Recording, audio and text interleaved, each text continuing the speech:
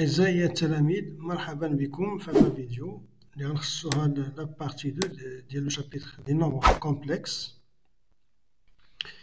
Donc la partie 1 est consacrée à la forme exponentielle d'un nombre complexe. Donc, pour tout nombre θ, on note par exponentielle et θ le nombre complexe de module 1, voilà, de module 1 et d'argument θ. Exponentielle et θ, c'est le nombre complexe de module 1 et d'argument θ. Autrement dit, exponentielle et θ, c'est exactement cos θ plus I sinus θ. Et le nombre complexe de module 1 et d'argument θ, c'est exactement cos θ plus I sinus θ. Par exemple, on a exponentielle IP, c'est cos P plus sinus I sinus P. Cosinus P c'est moins 1 et sinus P c'est 0. 2 exponentielle I 3P sur 4, c'est 2 fois cosinus 3P sur 4 plus I sinus 3P sur 4 sur le cercle trigonométrique. Voilà, on a P sur 4. Et de l'autre côté, donc c'est 3P sur 4. Donc cosinus 0 c'est négatif et sinus 0 c'est positif. Cosinus positif et cosinus négatif et sinus positif. Donc cosinus de 3 sur 4 c'est exactement moins racine de 2 sur 2.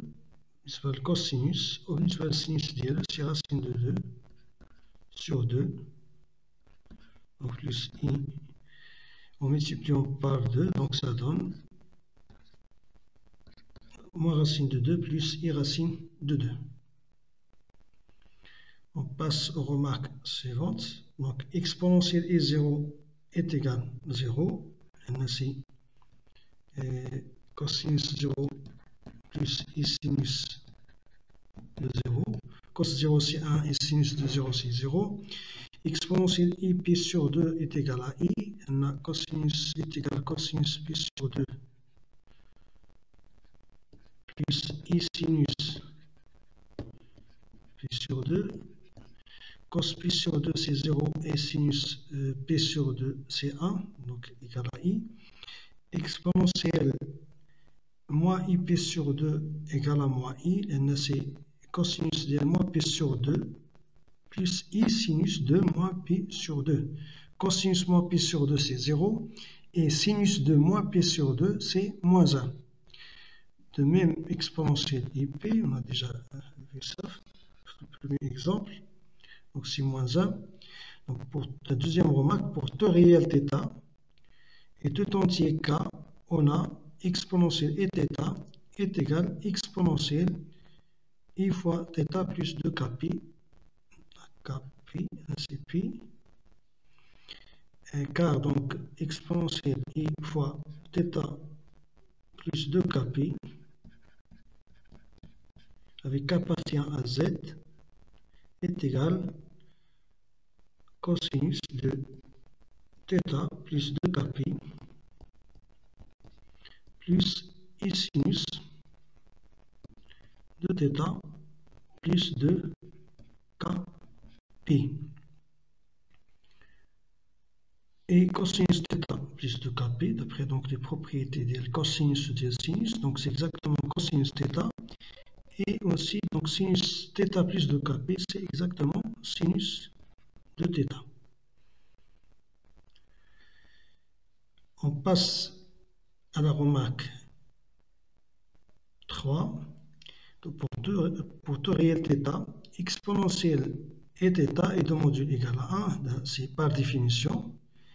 Le conjugué de l'exponentielle et θ, c'est l'exponentielle de moins et θ. Pourquoi? L'exponentielle et θ est de module qui est égal à 1 et son argument c'est exactement congrue à θ modulo de pi, par définition d'Elo. Et sans conjuguer, alors sans conjuguer, exponentielle del exponentielle θ, conjugué d'Elo, avec l'argument d'Elo, c'est moins argument de exponentielle et θ, les moins θ, modulo de pi, وبالتالي l'exponentielle moins et θ غيكون هو 1 اللي هو الموديل ديالو فوا l'exponentielle ديال moins I θ. Voilà, un plus, on vient de conjuguer. On passe au théorème et définition suivante. Donc, tout nombre complexe non nul Z, tout nombre complexe non nul Z s'écrit sous la forme R fois exponentielle et θ, où R c'est le module de Z et θ est un argument de Z. L'écriture R exponentielle et θ est appelée écriture exponentielle de Z. L'écriture R exponentielle et θ est appelée écriture exponentielle de Z. Et après, on passe aux propriétés suivantes. Exponentielle et θ et le module égal 1. Voilà la première propriété. Déjà, Z c'est R exponentielle et θ. Z' c'est R' exponentielle et θ. Donc c'est R' fois exponentielle et θ'. Avec R et R' appartient à R étoile plus. R et R' sont deux réels strictement positifs. Et θ' sont deux nombres réels. Le fait que R et R' sont strictement positifs, ça veut dire que R exponentielle et θ et R' exponentielle et θ' sont les écritures exponentielles respectives de Z et de Z'. Donc, on a par définition l'argument de θ, c'est congrue à θ modulo de pi, ça par définition. Z bar est égal à R fois exponentielle moins et θ, car le module de Z bar c'est le module de Z, les voies R, où l'argument de Z bar c'est moins argument de Z, les voies moins θ, module de pi, c'est-à-dire Z bar c'est R exponentielle moins et θ. Z fois Z', le module de c'est R fois R', et un argument de Z fois Z', moins θ plus θ', c'est-à-dire Z fois Z' s'écrit sous forme exponentielle R fois R', le module de fois l'exponentielle de I fois θ plus θ'. La cinquième propriété, 1 sur Z' a pour module 1 sur R', et pour argument moins θ'. Donc 1 sur Z' a pour écriture exponentielle 1 sur R', 1 sur R' fois exponentielle de moins et θ'. Z sur Z' a pour module R sur R', et pour argument θ moins θ'. D'où donc R sur R' fois exponentielle de Iθ fois exponentielle de Iθ moins θ' est une écriture exponentielle de Z sur Z'. Et pour tout entier relatif n, on a Z à la puissance n s'écrit sous forme exponentielle R à la puissance n fois l'exponentielle de Inθ, car le module de Z à la puissance n, donc c'est le module de Z tout à la puissance n, c'est-à-dire R à la puissance n, et l'argument de Z à la puissance n, c'est congrue à un argument de Z, qui est Nθ modulo de pi. C'est-à-dire, R à la puissance n exponentielle Nθ est une écriture exponentielle de Z à la puissance n. Donc, par exemple, je vous quelques exemples. On commence par l'exemple 1, Z1. Le module de Z1, c'est la racine carrée de 1 au carré plus moins 1t au carré, c'est-à-dire c'est racine de 2, donc est égal, donc racine de 2 fois 1 racine de 2 sur 2, moins I racine de 2 sur 2 est égal à racine de 2 fois le cosinus de, le cosinus c'est positif et sinus négatif, donc c'est cosinus de moins pi sur 4 plus I sinus moins pi sur 4 qui est égal à racine de 2 fois l'exponentielle de moins IP sur 4 de l'écriture exponentielle de ZA.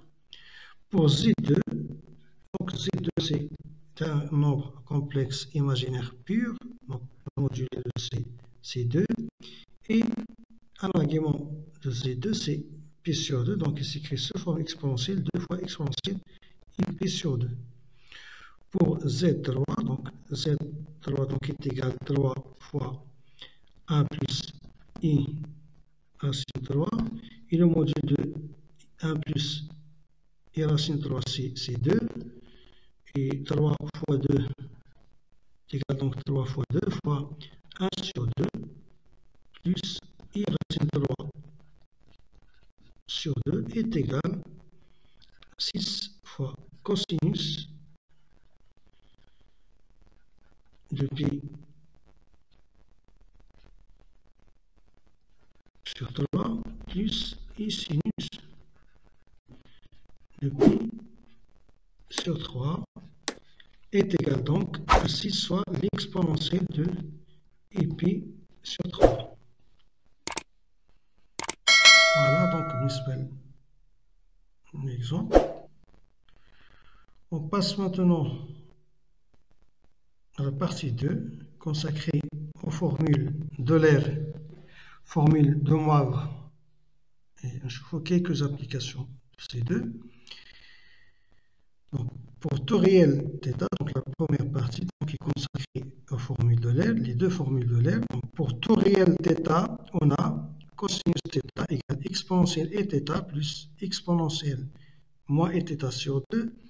Et sinus de θ, c'est exponentielle et θ moins exponentielle moins et θ sur 2i. Donc, on a exponentielle moins et θ est égal au conjugué de et θ. Après ce qui précède, la partie précédente. Donc, et on sait que z plus z bar égale à quoi? Égale à 2 fois la partie réelle de z. Et z moins z bar est égal à 2i fois partie imaginaire de z. Donc exponentielle et θ plus exponentielle moins et θ, c'est z plus z bar, donc est égal à 2 parties réelles de z, c'est-à-dire 2 cosinus de θ. Et la cosinus θ, c'est la partie réelle de z. Et bien, exponentielle et θ moins exponentielle et θ, ça donne donc 2i fois la partie imaginaire de z, donc c'est 2 fois la partie imaginaire de exponentielle de θ liée à sinus de θ, liée à la partie imaginaire de exponentielle et θ. D'où donc sinus de θ icône c'est exponentielle et θ moins exponentielle moins et θ sur 2i, et cos θ c'est exponentielle et θ plus exponentielle moins et θ sur 2. Et donc l'utilisation des formules de l'air, donc كنستعملوها pour linéariser cosinus à la puissance n, sinus à la puissance n de θ, c'est-à-dire rendre cosinus à la puissance n θ sous forme d'une somme de termes cosinus p θ avec p est un entier relatif, et aussi des termes de la forme cosinus q θ avec q est un entier relatif. Donc, le premier exemple, cosinus au carré de x, pour démontrer ça.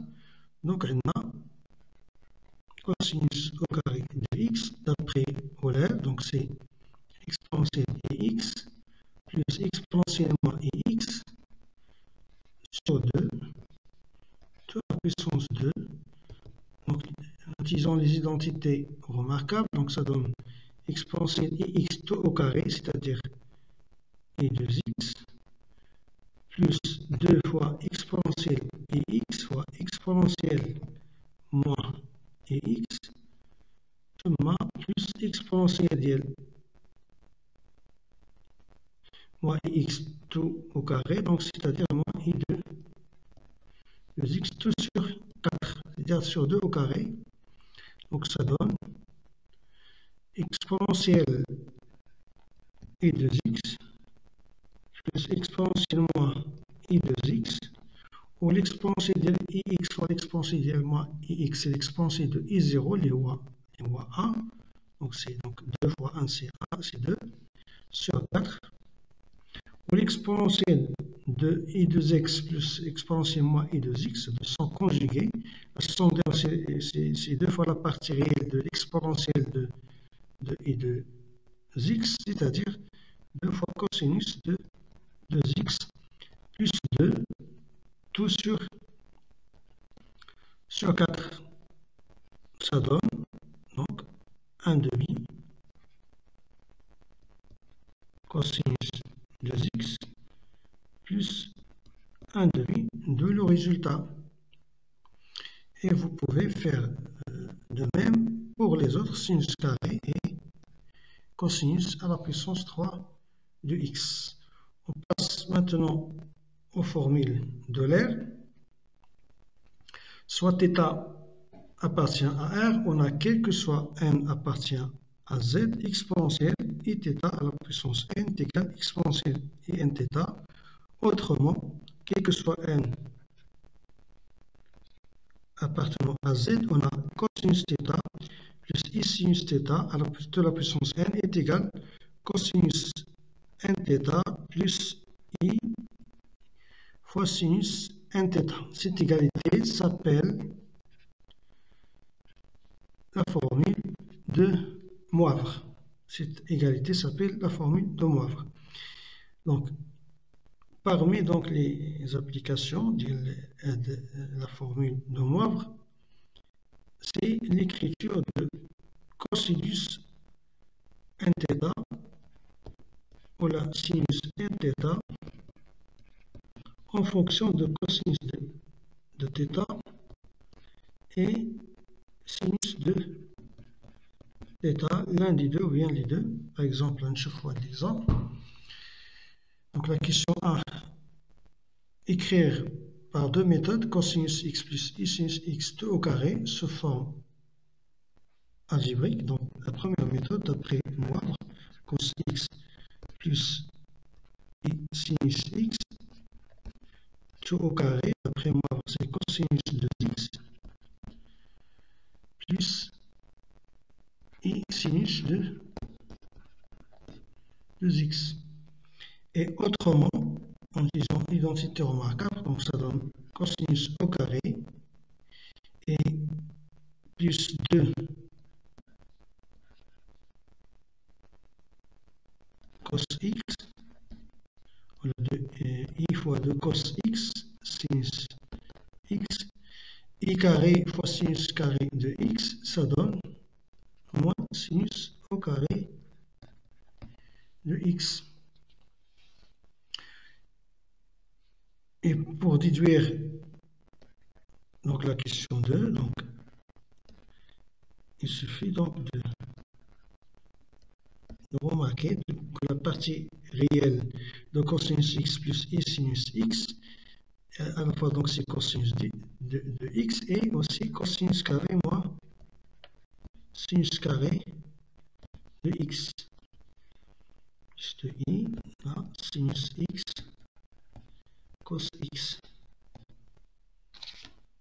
Alors, qu'est-ce qu'on peut dire dans la question 2? Voilà, donc pour la question 1, pour la question 2. D'après la question 1, on remarque que cosinus de X, c'est exactement cosinus au carré, il y a la partie réelle, cosinus au carré de X moins sinus au carré de X. Et sinus de X, voilà, c'est exactement 2 fois sinus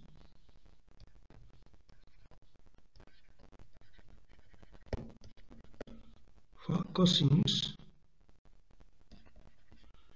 de X. Et merci pour votre attention. À la prochaine vidéo, Inch'Allah, là, ça, les équations ax carré plus b, pardon, az carré plus bz plus c égale à 0, c'est-à-dire les équations de deuxième degré à coefficient réel, tels que a et b et c dans R.